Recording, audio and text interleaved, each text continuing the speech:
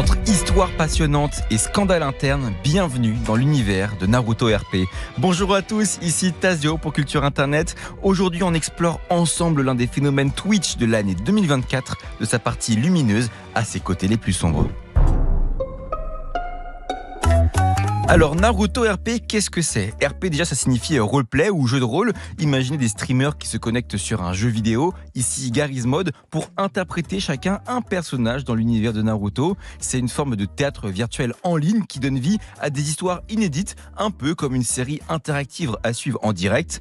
Et on avait déjà évoqué le phénomène avec GTA RP qui propose également du jeu de rôle. Cette fois, j'ai eu la chance d'interviewer Moumou, un streamer spécialisé dans le RP manga, pour qu'il nous explique ce qui rend Naruto RP si particulier et pourquoi il a explosé cette année.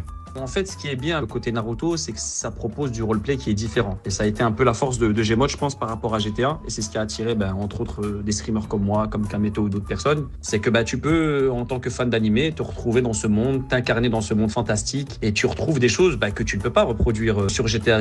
On a un petit peu fait le tour pour certains, tu vois. C'est vu et revu, le RP gangster, le RP mafieux. Et en fait, c'est un peu la force de Gmod. C'est que ça a amené des nouvelles types d'interprétations que tu peux faire. À l'origine, la communauté Naruto RP était assez discrète et pesait peu dans l'univers de Twitch. Puis, début 2024, Kameto débarque avec son célèbre personnage Masaru Uchiwa et se lance dans une aventure suivie par des dizaines de milliers de personnes, dont moi, je l'avoue. Cela a mis en lumière cette nouvelle façon de faire du roleplay dans les jeux vidéo.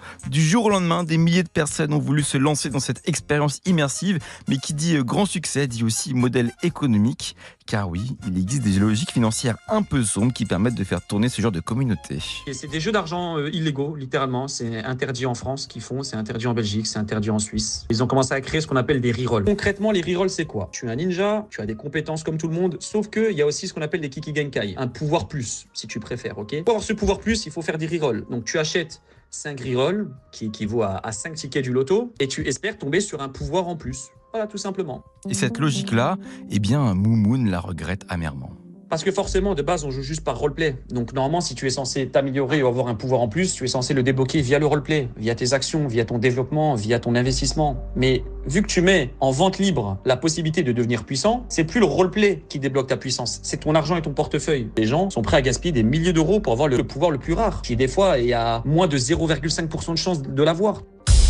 Mais depuis quelques jours, les serveurs où jouait la communauté Naruto RP semblent au point mort. En cause, une immense polémique qui a éclaté la semaine dernière et fait grand bruit sur les réseaux. Ce n'est pas le premier scandale au sein de cette communauté, loin de là, mais cette fois, cela pourrait bien être le coup de trop. Pour en savoir plus, j'ai demandé des explications à Moumoun.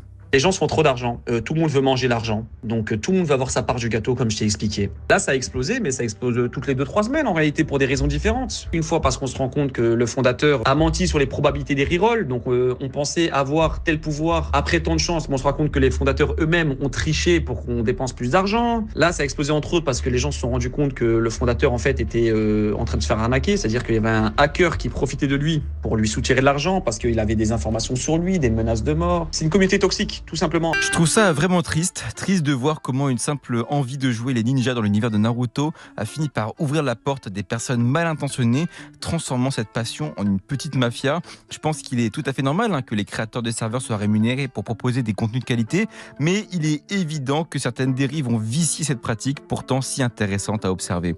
Espérons que cette dernière polémique serve de leçon et permette l'émergence d'un modèle plus sain où l'on pourra profiter des histoires sans avoir à se demander si, dans l'ombre, des personnes se font exploiter.